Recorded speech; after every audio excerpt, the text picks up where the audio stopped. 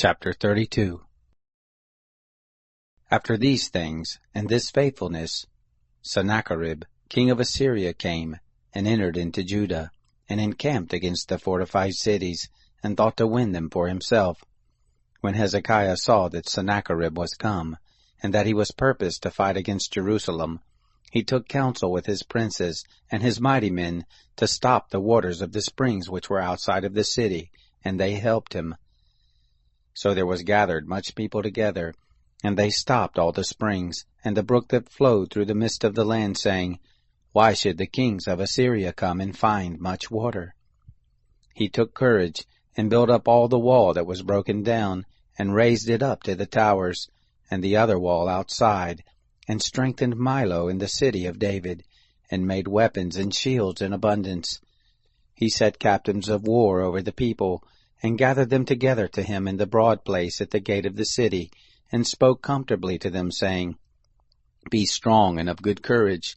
Don't be afraid, nor dismayed for the king of Assyria, nor for all the multitude who is with him. For there is a greater with us than with him.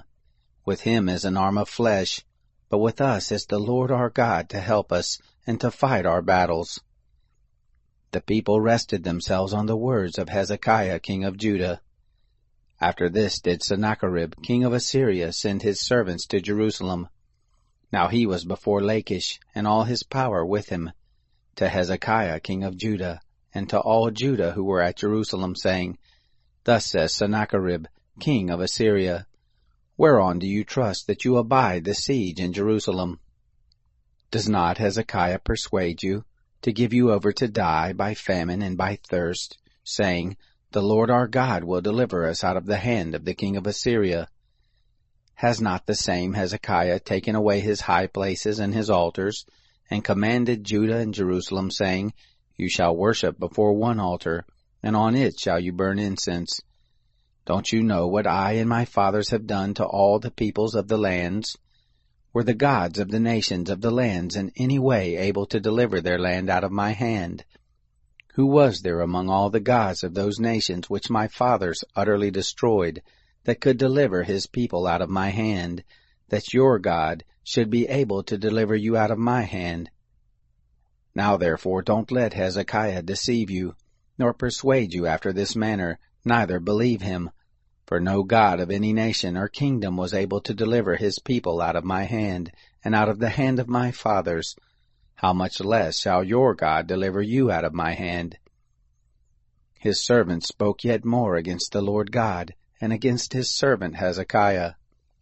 He wrote letters also to rail on the Lord, the God of Israel, and to speak against him, saying, As the gods of the nations of the lands which have not delivered their people out of my hand, so shall the God of Hezekiah not deliver his people out of my hand.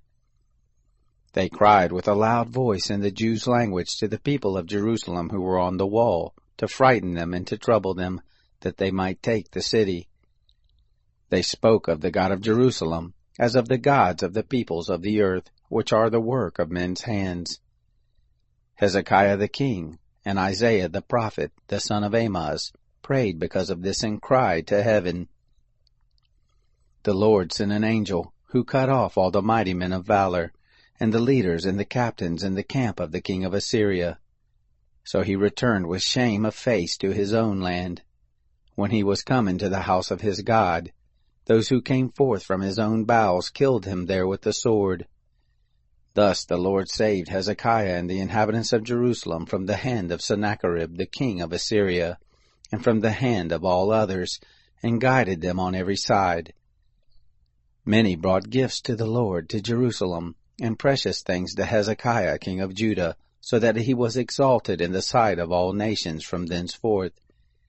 In those days Hezekiah was sick even to death, and he prayed to the Lord, and he spoke to him, and gave him a sign.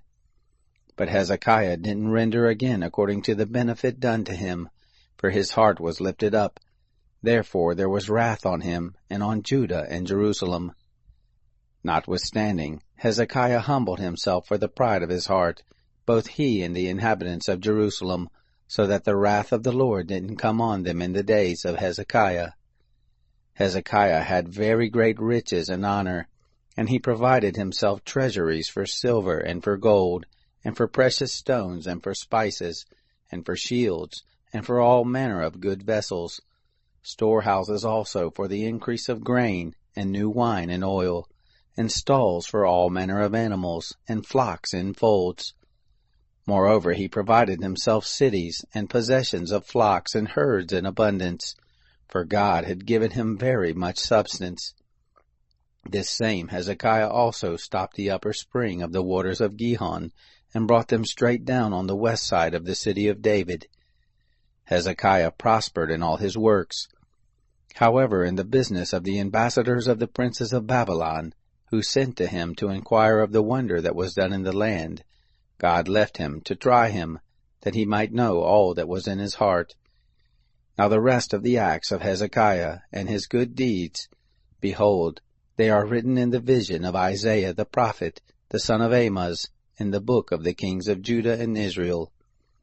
Hezekiah slept with his fathers, and they buried him in the ascent of the tombs of the sons of David, and all Judah and the inhabitants of Jerusalem did honor him at his death. Manasseh his son reigned in his place.